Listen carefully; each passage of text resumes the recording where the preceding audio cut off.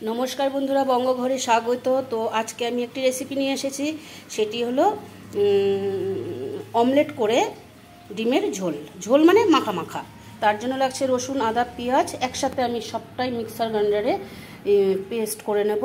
एखाने लंका बेटे रेखेछि शिलनोड़ाय, आलू आछे, टमेटो आछे और एखाने 8टा डिम आछे। तो चलुन आमी शुरू करछि रान्नाटा। একটা চামচের সাহায্যে আমি ডিমটাকে একটু ফেটিয়ে নিচ্ছি। এই যে ডিমটা আমি এভাবে ফেটিয়ে নিয়েছি। আমি তো ডিমটার মধ্যে কোনো নুন ঠুন কিচ্ছু দিইনি, প্লেন ফেটিয়ে নিয়েছি, কারণ ঝোলের মধ্যে নুন থাকবে, নুন ঢুকে যাবে। আমি গ্যাস ওভেনে কড়া বসিয়ে দিয়েছি ডিমের অমলেটগুলো করব বলে। তেলটার মাত্রাটা কিন্তু সামান্য হবে, একদম অল্প অল্প অল্প তেল দিয়ে ভাজতে হবে ডিমটা, বেশি তেল দেওয়া যাবে না। তেলটা আমি এভাবে একটুখানি সরিয়ে নিচ্ছি। এবার আমি এক এক করে অমলেটগুলো করব।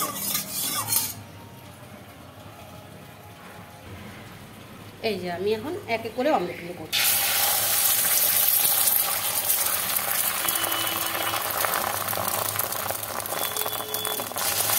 এরকমভাবে ঘুরিয়ে ঘুরিয়ে পাতলা করে করে,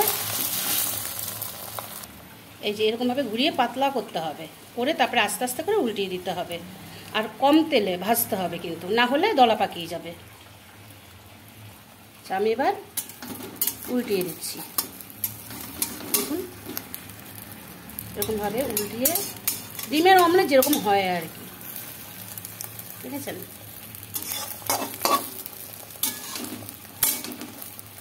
আমি মাঝখান দিয়ে একটুখানি কেটে দিচ্ছি, কারণ গোটা গোটা না কেমন লাগে দেখতে।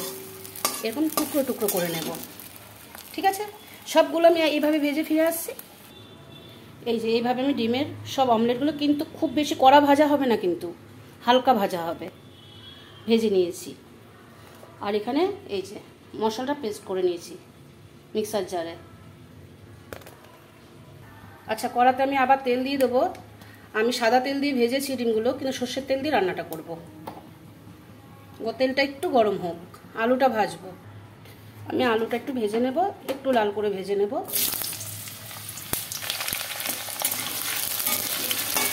আলুটা আমি একটু লাল করে ভেজে নেব।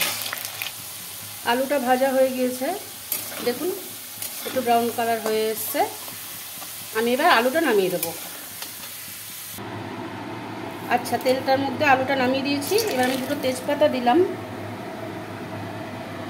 আর পেঁয়াজ আদা রসুন দিয়ে মিশ্রণটা ওটাও দিয়ে দিলাম। এটাকে আগে একটু ভালো করে কষাবো।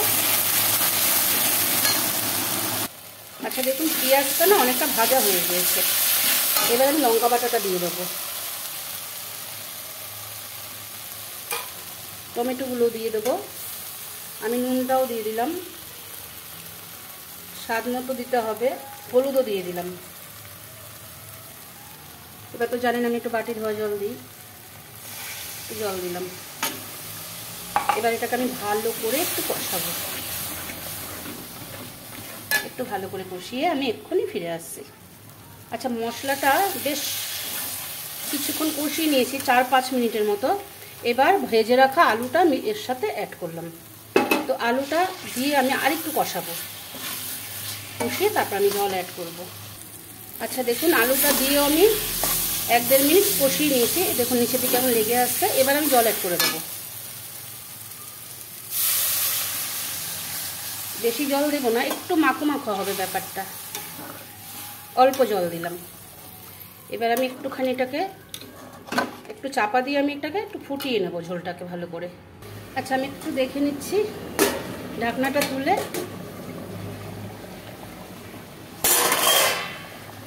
এই যে দেখুন ফুটে এসছে অনেকটা।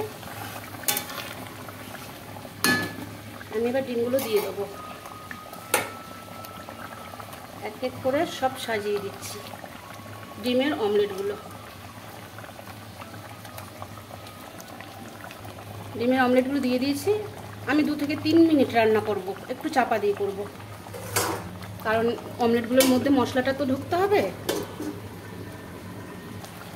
দেখুন ডিমগুলো কেমন ফুলে উঠেছে ঝোলের মধ্যে দেওয়ার পর, কি অপূর্ব লাগছে দেখতে।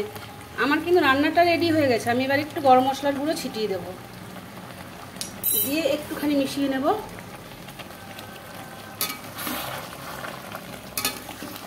দেখে কেমন মনে হচ্ছিল ডিমগুলো, আর এখন কতটা বড় হয়ে গেছে ফুলে।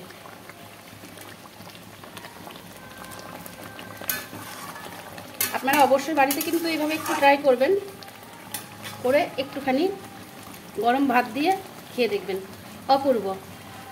আজকে এই অবধি, টাটা।